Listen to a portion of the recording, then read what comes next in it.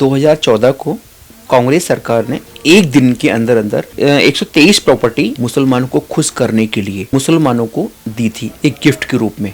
हमारा देश का कानून इतना अंधा हो चुका है कि इनकी पिटीशन को ध्यान में रखते हुए हर कार्रवाई करता है और इन्हीं के मौलाना मौलवी जो हैं उल्टे सीधे बयान देते हैं। अगर अभी जैसे आप बता रहे हैं वो काफी समय से वो लोग वहाँ पे रह रहे हैं, तो अब वो अगर खाली करवा दी गई तो वो लोग जाएंगे कहाँ?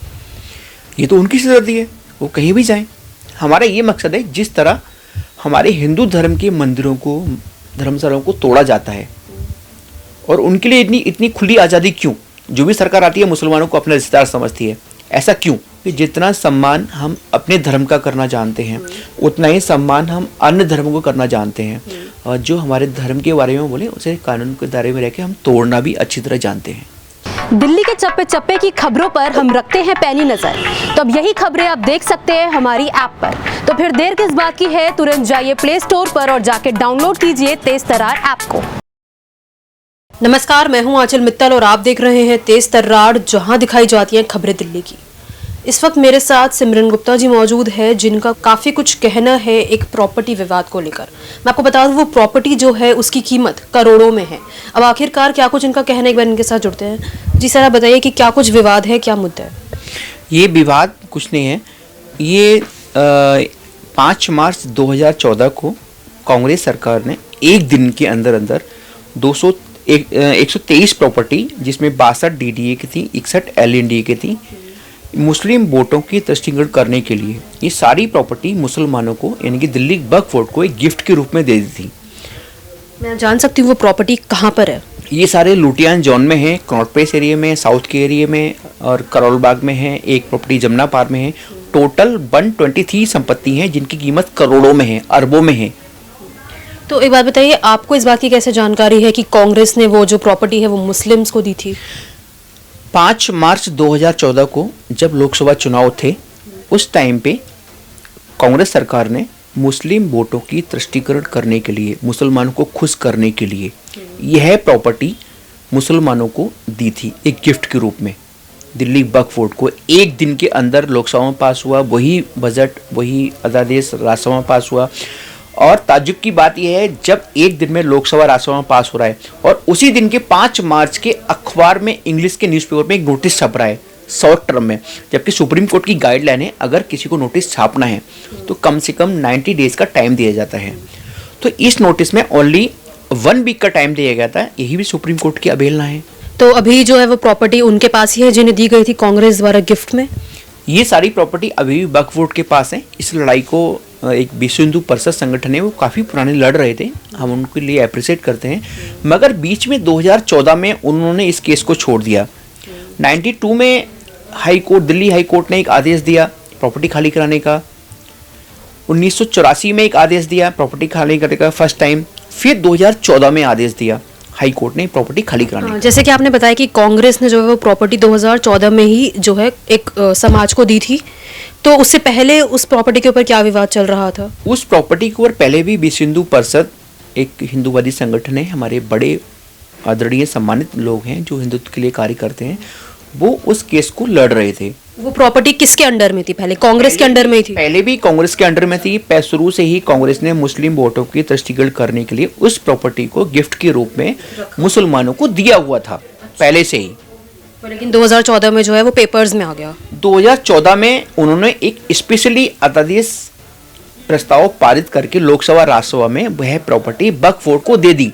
और ताज्जुब की बात यह है, वही काम दिल्ली की केजरीवाल सरकार ने 2018 में किया, जबकि उसमें 9 लोगों की कमेटी है, 8 या 9 लोगों की कमेटी है। उसमें एक अमातुल्ला खान जो विधायक है, काफ़ी रफ लैंग्वेज, बदतमीज टाइप का विधायक है वो है, और 8 हिंदू हैं आम आदमी पार्टी के।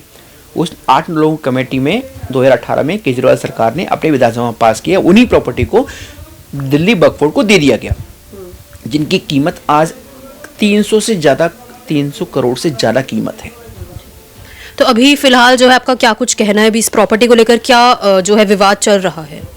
मेरा ये कहना है कि हम लोग जिस तरह कांग्रेस ने मुस्लिम वोटों की तस्दीक करने के लिए यह प्रॉपर्टी अवैध रूप से दिल्ली वक्फ बोर्ड को दी, हम लोगों ने अभी दिसंबर में एक पिटीशन हाई कोर्ट में मूव की थी, जिसके हाई कोर्ट ने एक 8 दिसंबर को आदेश दिया डीडीए को, एलएनडीए को और वक्फ बोर्ड को और सेंट्रल गवर्नमेंट को। 20 अप्रैल डेट है, उन्होंने नोटिस का जवाब मांगा है, ये लोग जवाब दाखिल करेंगे। इसी बीच में हमने 1984 का एक 23 जनवरी को कंटेंट डाला था दिल्ली हाई कोर्ट में, उन्होंने आपको नोटिस किया था।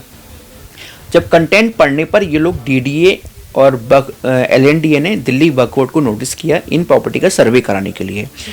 पहले से ही दिल्ली हाई कोर्ट ने एक 2-मैन कमेटी लागू की है, पूर्व चीफ जस्टिस गर्ग साहब के और एक और हैं उनकी। हम लोग चाहते हैं उन जो कमेटी है गर्ग साहब की, इन सभी संपत्तियों का सर्वे उनके द्वारा किया जाए और इन प्रॉपर्टियों को खाली कराया जाए।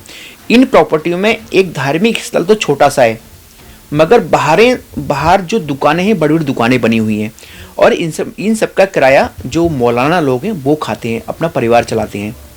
मेरा कहना ये है कि उन सभी प्रॉपर्टियों को खाली करा के सेंट्रल गवर्नमेंट यानी कि भारत सरकार अपने अधीन ले और इनसे कब्जा मुक्त कराए। अच्छा, अगर अभी जैसे आप बता रहे हैं वो काफ़ी समय से वो लोग वहाँ पे रह रहे हैं, तो अब वो अगर खाली करवा दी गई तो वो लोग जाएंगे कहाँ? ये तो उनकी सिरदर्दी है, वो कहीं भी जाएं। हमारा ये मकसद है, जिस तरह हमारे हिंदू धर्म के मंदिरों को, धर्मशालाओं को तोड़ा जाता है और उनके लिए इतनी खुली आज़ादी क्यों? जो भी सरकार आती है मुसलमानों को अपना रिश्तेदार समझती है, ऐसा क्यों? इसलिए हम लोग भारत सरकार से और न्यायालय से मांग करते हैं। हमने कानूनी प्रतिक्रिया लड़ाई लड़ रहे हैं हम लोग और आगे भी लड़ते रहेंगे। हमारा एक ही मकसद है, उन सभी अवैध संपत्तियों को खाली कराना और आगे भी हम लोग करेंगे। जैसे कि पहला हमारा ये टारगेट है, उसके बाद 2018 में सुप्रीम कोर्ट के जज साहब ने डबल बेंच ने एक आदेश दिया था ऑल इंडिया में कि जितनी भी रोडों पे मज़ार मस्जिद बनी हुई हैं उन सबको खाली कराने के लिए नेक्स्ट हमारा टारगेट वो होगा। उसके बाद में मुसलमानों ने, जो उनके उलेमाए हैं, इन्होंने एक हमारे कुछ हिंदू संतों के खिलाफ हेट स्पीच को लेकर सुप्रीम कोर्ट में पिटीशन मूव की है। उसके चलते हमारे कुछ संत समाज के लोग, हिंदू नेता जेल गए थे, मगर हमारा देश का कानून इतना अंधा हो चुका है कि इनकी पिटीशन को ध्यान में रखते हुए हर कार्रवाई करता है और इन्हीं के मौलाना मौलवी जो हैं उल्टे सीधे बयान देते हैं, उसके ऊपर कोई कार्रवाई नहीं करता। हम लोग उसके भी एक कंटेंट डालने वाले हैं बहुत जल्दी सुप्रीम कोर्ट में और शायद उस हमारे आर्थिक प्रयासों से और सभी अपने हमारे बड़े बुजुर्गों के प्रयासों, उसमें भी हम कई मौलानाओं को जेल कराएंगे लीगल वे में। तो अभी फिलहाल आपका यही कहना है कि जो वो प्रॉपर्टी है उनके पास, उसे खाली करवाया जाए जल्द से जल्द? मैंने आपसे क्या कहा कि हम लोग लीगल वे में चलेंगे और हमें पूरी उम्मीद है कि हमारे न्यायालय है, हमारा देश का कानून है, सही कार्रवाई करेगा। और मैं आपके द्वारा एक बात कहना चाहता हूँ कि जितना सम्मान हम अपने धर्म का करना जानते हैं उतना ही सम्मान हम अन्य धर्मों को करना जानते हैं और जो हमारे धर्म के बारे में बोले उसे कानून के दायरे में रह के हम तोड़ना भी अच्छी तरह जानते हैं। तो ये थे हमारे साथ सिमरन गुप्ता जी, जिन्होंने हमें बताया कि जो भी प्रॉपर्टी को लेकर विवाद इस वक्त चल रहा है उसे पूरी कानूनी तौर पे कार्रवाई आगे लेके जाएंगे, ताकि जो भी प्रॉपर्टी है, इनका ये कहना है कि वो अवैध है, तो उसे खाली करवाया जाए और जल्द से जल्द वहां पर एक कानूनी तौर पर कुछ इंसाफ हो। अब आप भी अपनी राय इस मामले में हमारे साथ कमेंट बॉक्स में जरूर दें। कैमरा पर्सन आकाश शर्मा के साथ मैं आंचल मित्तल। अगर आपको हमारी ये वीडियो पसंद आई हो तो इसे लाइक एंड शेयर करना बिल्कुल न भूलें। इसके साथ ही हमारे चैनल को जरूर सब्सक्राइब करें और हाँ, बेल आइकन भी जरूर दबाएं ताकि दिल्ली से जुड़ी तमाम खबरों की नोटिफिकेशन सबसे पहले आप तक पहुंचे।